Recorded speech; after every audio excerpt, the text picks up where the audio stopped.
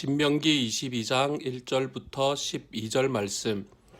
내 형제의 소나 양이 길 잃은 것을 보거든 못 본 채 하지 말고 너는 반드시 그것을 끌어다가 내 형제에게 돌릴 것이요.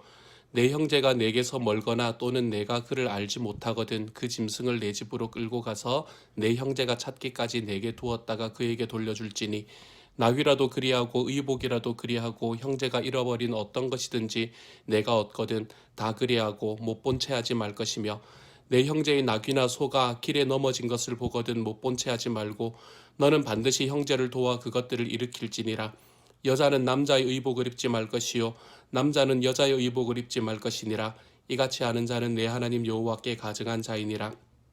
길을 가다가 나무에나 땅에 있는 새의 보금자리에 새 새끼나 알이 있고 어미새가 그의 새끼나 알을 품은 것을 보거든 그 어미새와 새끼를 아울러 취하지 말고 어미는 반드시 놓아줄 것이요 새끼는 취하여도 되나니 그리하면 내가 복을 누리고 장수하리라. 내가 내 새 집을 지을 때에 지붕에 난간을 만들어 사람이 떨어지지 않게 하라. 그 피가 내 집에 돌아갈까 하노라. 내 포도원에 두 종자를 섞어 뿌리지 말라. 그리하면 내가 뿌린 씨와 열매와 포도원의 소산을 다 빼앗길까 하노라. 너는 소와 나귀를 결의하여 갈지 말며 양털과 배실로 섞어 짠 것을 입지 말지니라. 너희는 너희가 입는 겉옷의 내 귀에 술을 만들지니라. 아멘. 오늘 읽은 말씀은 우리에게 두 가지의 큰 이야기를 해주고 있는 것 같습니다. 먼저 첫 번째로 오늘의 말씀이 이야기해주고 있는 것은 불쌍히 여기는 것에 관한 이야기를 우리에게 해주고 있습니다. 우리가 우리 주변에 있는 사람에게 긍휼을 베풀라라는 이야기를 몇 가지를 가지고 이야기를 해주고 있는데요. 먼저 1절부터 4절까지의 말씀은 길 잃은 가축, 내 이웃의 길 잃은 가축을 바라보면 그것을 그냥 취하는 것이 아니라 그것을 찾아서 돌려주어라 라고 이야기를 하고 있습니다. 물론 길 잃은 가축뿐만이 아니라 의복도 그렇고 어쨌든 이웃이 잃은 것을 발견하면 그것을 내가 착복하는 것이 아니라 그것을 가지고 있다가 이웃에게 다시 돌려주어야 한다. 이것이 긍휼의 마음이고 불쌍히 여기는 마음의 첫 번째 이야기이고요. 두 번째로는 우리에게 이 긍휼의 마음을 무엇으로 표현하고 있나 하면 6절의 말씀과 7절의 말씀에서 새 집에서 새끼나 알을 취할 때에 그 어미와 같이 취하지 말라라는 이야기를 하므로 우리에게 긍휼의 마음을 다시 한번 이야기를 해주고 있습니다. 어미와 새끼를 다 한꺼번에 취해서 그 모든 것들이 다 없어지게 하지 말고 너가 먹어야 되는 알, 너가 정말 먹고자 하는 그 알은 취하되 어미는 놓아주라. 그래서 그 어미가 다시 알을 낳을 수 있도록 만들라. 그래서 우리 하나님께서 만드신 그 피조물에 대해서도 우리의 긍휼이 베풀어지도록 하라. 이렇게 이야기하는 것이 불쌍히 여기는 마음에 대한 두 번째 이야기이고요. 세 번째로 이 불쌍히 여기는 긍휼의 마음에 관한 이야기는 8절의 말씀에서 이야기를 합니다. 8절에서는 새로운 집을 만들 때에 지붕에 난간을 좀 만들어라. 그래서 사람이 떨어지지 않게 하라. 이렇게 이야기를 하고 있죠. 이것도 긍휼의 마음입니다. 사실 난간을 만든다라는 것은 귀찮은 일이고요. 더 많은 돈 그리고 더 많은 재화를 소모해야 되는 일이기도 합니다. 그렇지만 그렇게 난간을 만드는 그러한 수고를 내가 감당함으로 인해서 그 수고로 인해서 누군가의 생명이 지켜지고 이웃에 있는 사람, 그것에 연결되어 있는 사람들이 좀 더 복지를 누릴 수 있게 된다면 너희는 과감하게 그것을 투자하라. 이렇게 이야기하는 마음으로, 이렇게 이야기함으로 인해서 우리들에게 긍휼의 마음을 가지는 이야기를 함께 해주고 있죠. 사랑하는 여러분, 오늘 하루 살아갈 때요, 좀 긍휼함을 가지고 살아갔으면 좋겠습니다. 좀 불쌍히 여기며 살아갔으면 좋겠습니다. 우리 주변에 있는 사람들을 불쌍히 여길 때에 가장 먼저 불쌍히 여겨야 되는 사람은 누구입니까? 나와 가장 가까운 사람부터 시작을 해야 합니다.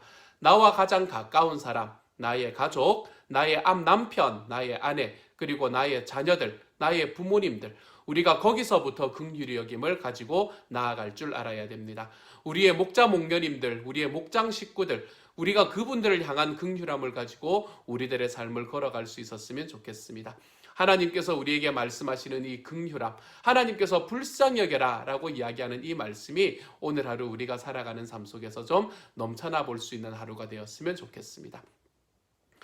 두 번째로 오늘의 말씀이 이야기하는 것은 네가 좀 불편해도 네가 좀 더 많은 일을 하더라도 사람들을 불쌍히 여기고 긍휼히 여기는 그 길로 걸어가라 라고 하셨던 말씀에 이어서 오늘 우리에게 이야기하는 말씀은 너희는 섞이면 안 된다. 이 이야기를 우리에게 해주고 있습니다.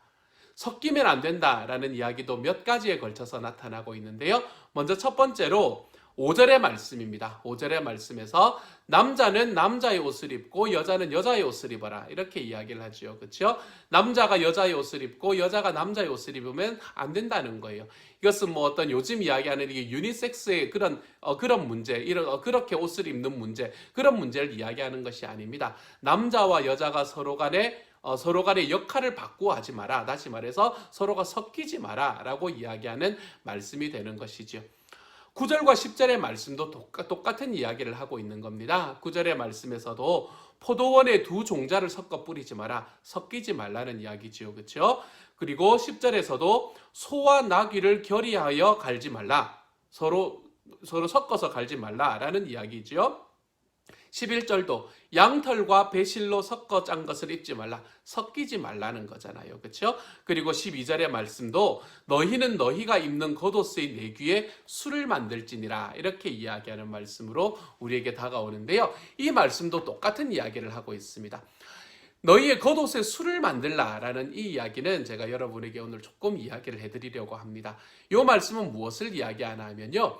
유대인들은 자기들이 겉옷을 입을 때에 그 겉옷단에 술을 만들어가지고 수술을 만들어서 내리는 것이 일상이었었습니다. 이것은 유대인들에게 있어서는 하나님 앞에서 자신을 나타내는 도구였고요. 자신이 하나님을 신실하게 기억하고 있다는 것을 보여줄 수 있는 도구였습니다.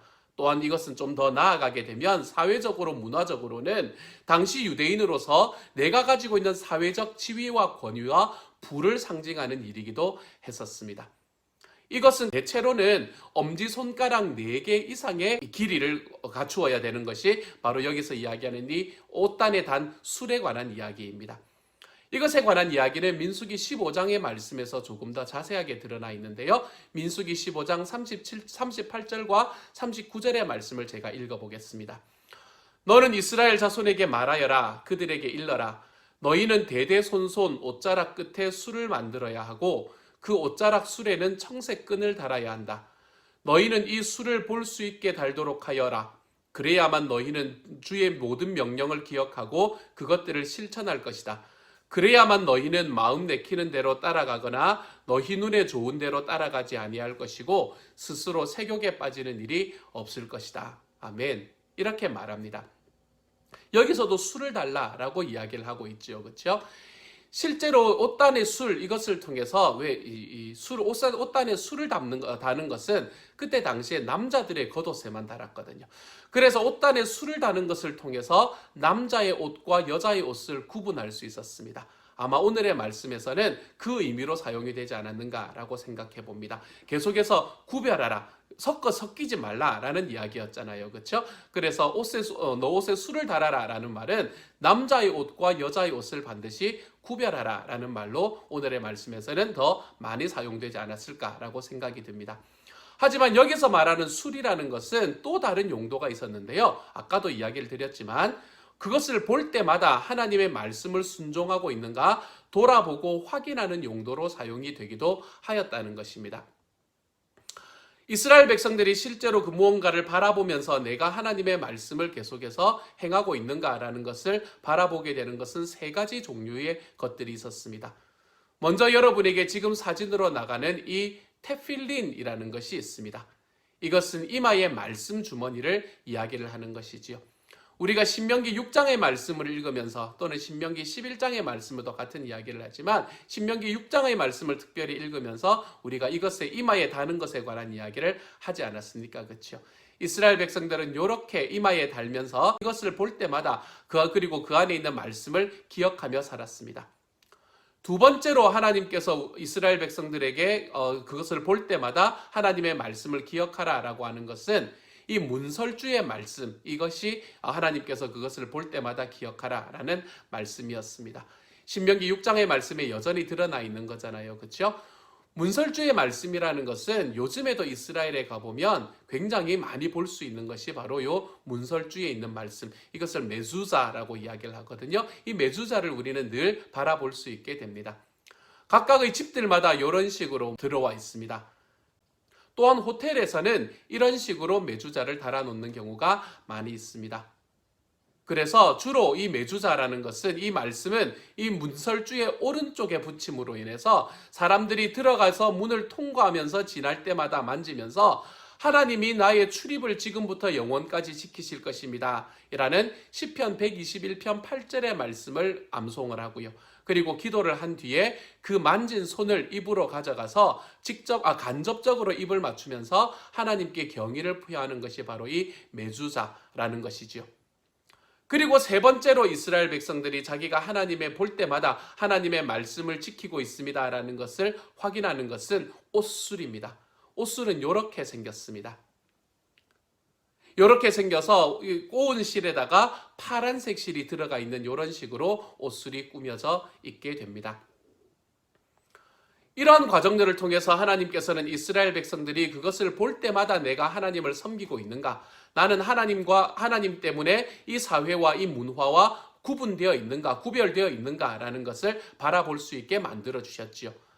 하지만 나중에 시간이 지나면서 이 옷술이라는 것은 순종 자체가 아니라 자기가 과시하고 있는 하나님의 말씀을 내가 얼마나 잘 알고 있는가를 과시하는 용도로 변질되었다는 것을 우리는 신약의 말씀에서 볼 수 있게 됩니다. 심지어 하나님의 말씀을 기억하기 위해서 이 옷에 술을 다는 것도 자기들이 더욱더 말씀을 잘 지키고 기억한다는 것을 과시하기 위해서 이 옷술을 길게 만들어서 다니는 사람들이 생겼다는 것입니다. 마태복음 23장 5절의 말씀에 그런 이야기를 하지요.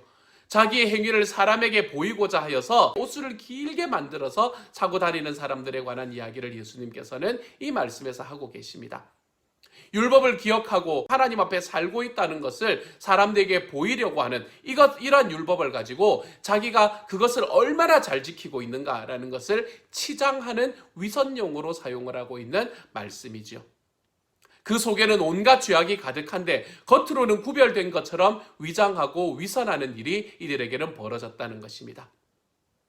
그렇다면 하나님께서는 이스라엘 백성들에게 이처럼 이마에 다는 통, 그리고 문설주에 붙이는 말씀통, 그리고 옷술, 이 세 가지로 이스라엘 백성들이 하나님의 말씀을 잘 지키고 있다는 것을 확인하셨다면, 그렇다면 예수님은 무엇으로 자기의 백성을 구분하시는 분이신 것입니까?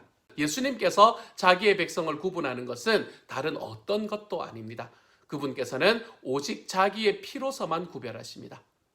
이것으로 인해서 출애굽 때의 유월절 어린 양의 피로 자기의 백성을 구별하였던 방식으로 예수님께서는 하나님의 아들이 되고 자기의 자녀가 되는 것을 구별하시는 분이시지요. 그래서 예수님께서는 자기의 피, 예수님께서 십자가에 달려서 돌아가셨다는 그 피를 믿는 믿음, 그 믿음으로만 가지고 나의 자녀를 구별하겠다라고 말씀하시는 분이 바로 예수님이신 것입니다. 그래서 서기관이나 바리새인들이 당시에 내가 하나님의 말씀을 지키고 있는지 아닌지를 확인하는 그 방법으로 자기의 삶을 다른 사람들에게 과시하기 위해서 사용을 하였던 그러한 것들이 우리들의 삶에는 이제는 전혀 존재하지 않습니다. 우리는 위선이 아니라 우리의 마음으로, 우리의 삶으로 우리를 대신해서 천벌을 당해 주시고 우리를 대신해서 십자가에 달리심으로 우리의 죄를 용서하신 그 예수님을 믿는 믿음, 그 예수님의 피를 믿는 믿음이 내 마음에 있는가? 그 피로 내가 정결케 되었는가? 예수님께서는 이것을 믿는 믿음, 그것 하나를 가지고 우리를 확인하고 그것을 우리를 위해서 주신 분, 바로 그분이 예수님이 되시는 것입니다. 사랑하는 여러분, 주님께서는 우리에게 생명을 주시기 위해서 자기의 피를 우리에게 제공하셨고, 그리고 그 피를 흘리시는 십자가를 통해서 우리에게 구원의 길을 허락해 주셨습니다. 이 구원의 길을 걸어가는 사람으로서, 우리가 이 구원의 자리에 서 있는 사람으로서 저와 여러분이 살아가는 우리의 삶을 위선의 자리로 나아가게 만드는 하나님의 사람들이 되지 않기를 소망합니다. 믿음은 정직하게, 믿음은 하나님 앞에 의롭게 내가 정말 나의 마음으로 믿고 나의 삶으로 믿는 나의 주님이신 예수님이 나의 삶의 능력 되심을 우리가 기억하고 정말 그 하나님 안에서 예수님 안에서 그분의 의로움 안에서 살아가는 오늘 하루가 되어 가십시다. 그래서 주님께서 나의 의로움이 되시기 때문에 주님께서 나의 삶의 모든 것을 책임지셨기 때문에 내가 좀 더 넉넉하리라. 내가 좀 더 긍휼을 베푸면서 살아가리라.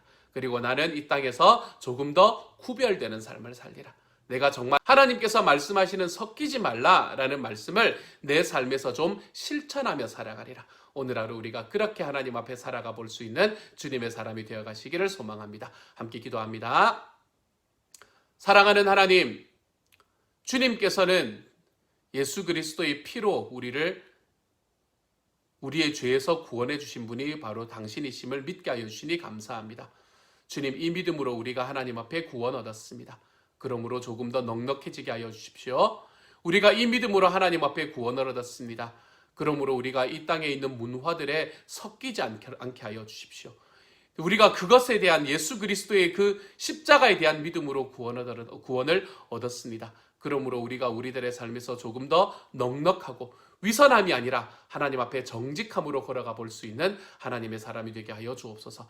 내가 하는 행위를 다른 사람들에게 더 많이 보이기 위해서 살아가는 것이 아니라 나의 삶의 나의 삶과 나의 행위가 내 주님께서 바라보시기에 합당한 삶이면 충분합니다. 주님 앞에 고백하며 걸어가는 주님의 사람들 되게 하나님 도와주옵소서. 모든 말씀 예수님 이름으로 기도드립니다. 아멘.